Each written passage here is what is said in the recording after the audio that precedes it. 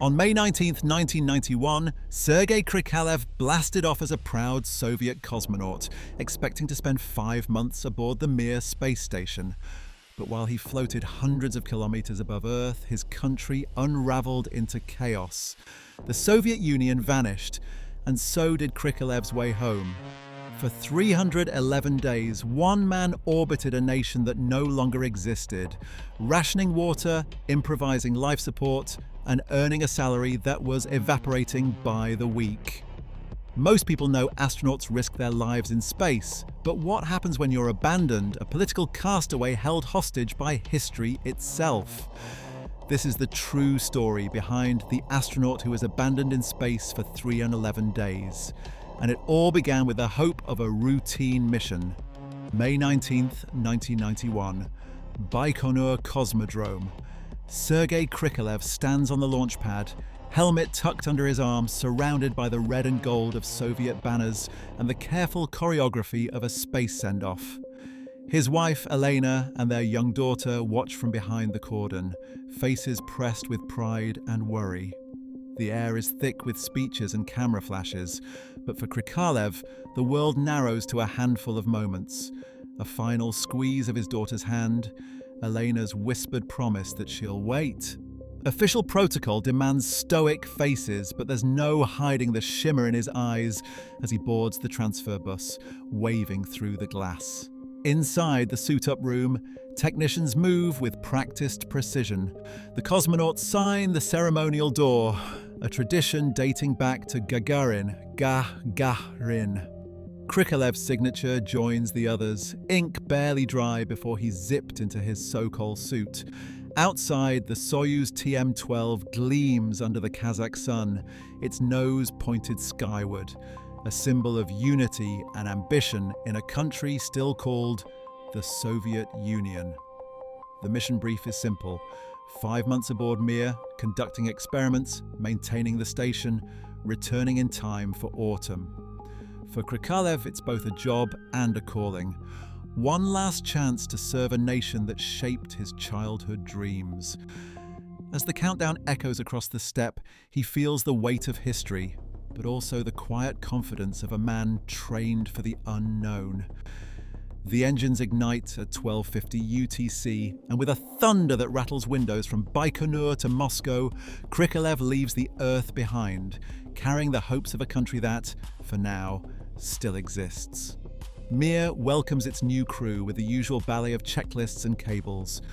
Krikalev floats through hatches, logging readings and stowing gear, his engineer's mind already mapping out the quirks of his orbital home. The station hums with the rhythm of routine, exercise bands stretched tight against muscle loss, daily radio calls with ground control, a rotating menu of freeze-dried meals. But behind the practiced calm, Mir is showing its age. Power flickers sweep through the modules without warning. It takes a practiced ear to tell the difference between a harmless relay click and a warning that could mean hours of troubleshooting. Krikalev spends his first weeks tracing circuits, swapping out fuses, coaxing the recycling unit to squeeze a few more liters of water from the air.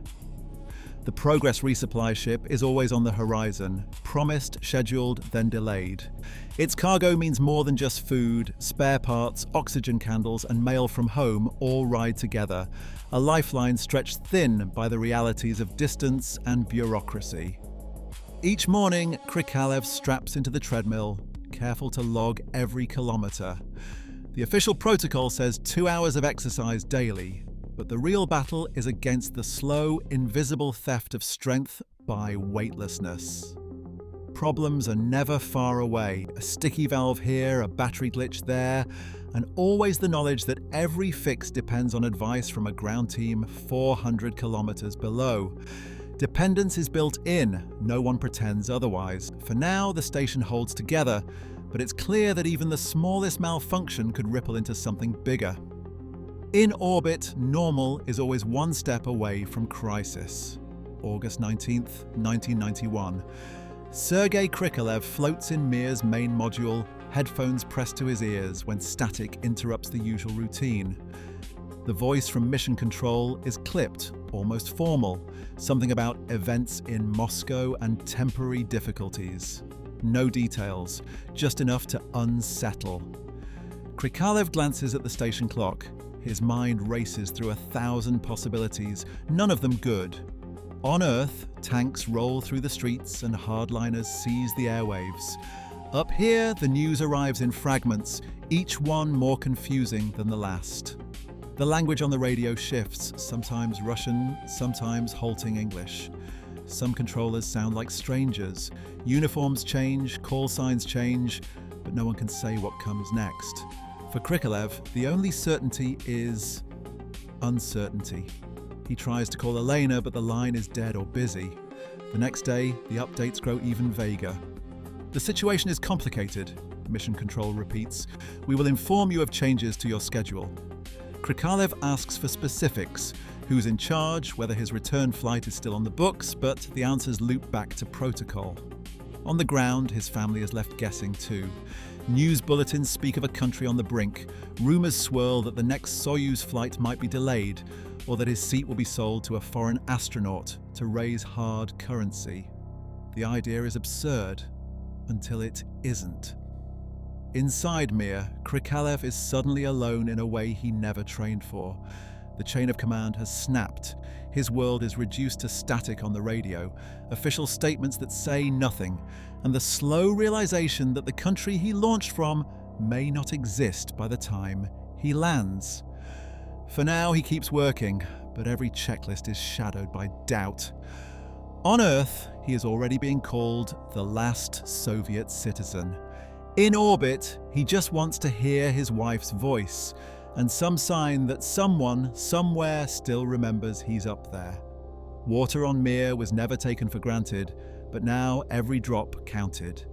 Krikalev adjusted his daily ration to as little as 1.5 litres, barely enough for drinking and rehydrating meals, with hygiene reduced to a handful of damp wipes. He logged each sip, knowing the next Progress supply ship might be delayed indefinitely. The recycling system, already temperamental, became his closest companion. He coaxed extra moisture from the air, tweaked the condensate collectors, and rerouted hoses to squeeze out every last gram.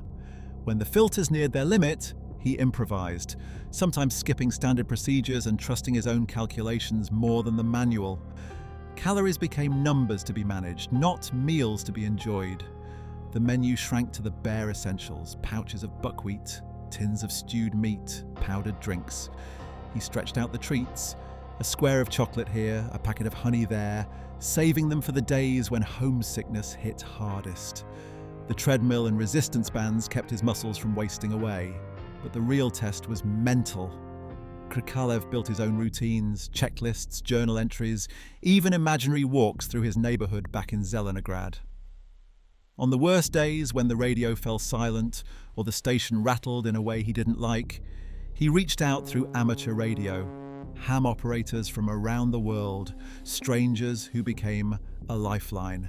Their voices cut through the static, reminding him that Earth was still turning and that someone somewhere was listening. Through discipline and ingenuity, he turned Mir from a drifting relic into a place of survival, proving that adaptation was as vital as any supply run. March 25th, 1992.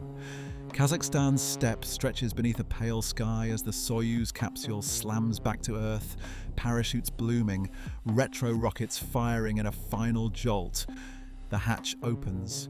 Sergei Krikalev blinks against the sunlight, legs trembling after 311 days in orbit. Medics steady him, wrapping him in blankets and checking his pulse, but his eyes are searching the crowd. Elena pushes forward, her face streaked with tears, and for a moment, the world narrows to their embrace. No country, no currency, just the relief of reunion. Their daughter clings to his arm, shy at first, then laughing as he tries to stand. Around them, doctors murmur about muscle loss and rehabilitation. For Krikalev, the ordeal of isolation is over. The silence of space is replaced by the noise of home, and the simple, overwhelming feeling of being back among his own. Back on Earth, the ground had shifted beneath everyone's feet. Krikalev, once a Soviet hero, landed to find his salary, 500 rubles a month, now worth less than the price of a loaf of bread. Hyperinflation had turned savings into scraps, even cosmonauts queued for basics. The ruble's collapse meant his family scraped by as prices soared more than 200% in a single month. The flag on his flight suit was replaced with a Russian tricolour, but the new identity brought little security. A historian later called it the most abrupt economic freefall in modern times. For Krikalev, the price of survival in orbit was measured in lost currency and a citizenship that changed while he circled the planet. Sergei Krikalev spent 311 days aboard Mir, launching as a Soviet citizen in May 1991 and returning to a country that no longer existed in March 1992. His mission, originally set for 5 months, was extended by over half a year due to the collapse of the Soviet Union and the resulting political and economic chaos. Official records confirm severe resource rationing and technical improvisations kept Mir operational during this period. Many direct communications between Mir and ground control from the August 1991 coup remain inaccessible or classified, leaving some decisions and personal moments unrecorded. Krikalev's experience highlighted the vulnerability of astronauts to events on Earth, a reality still relevant for crews on the International Space Station today. His ordeal stands as documented proof that in space, borders may disappear, but the consequences of politics remain inescapable.